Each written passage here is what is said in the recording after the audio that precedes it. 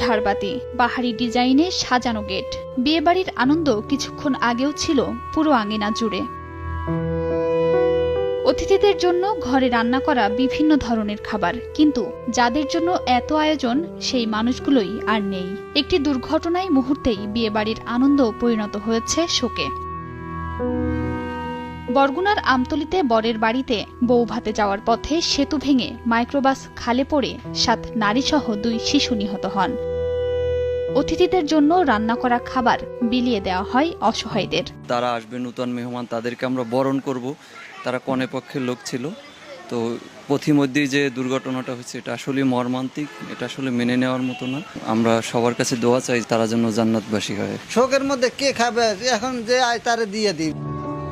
21 জুলাই বরগুনার আমতলী উপজেলার হলদিয়া ইউনিয়নের হুমায়রা আক্তারের সঙ্গে বিয়ে হয় আমতলী পৌরসভার 3 নম্বর ওয়ার্ডের জিএম সাইফুর রহমান সোহাগের। ওই দিন বিকেলে হুমায়রাকে নিয়ে আসা হয় সোহাগের বাসায়। এরপর শনিবার দুপুরে সোহাগের বাড়িতে বৌভাতে আসার পথে আমতলী উপজেলার হলদিয়া চাওড়া সেতু পার হওয়ার সময় 17 যাত্রী নিয়ে সেতু ভেঙে খালে পড়ে মাইক্রো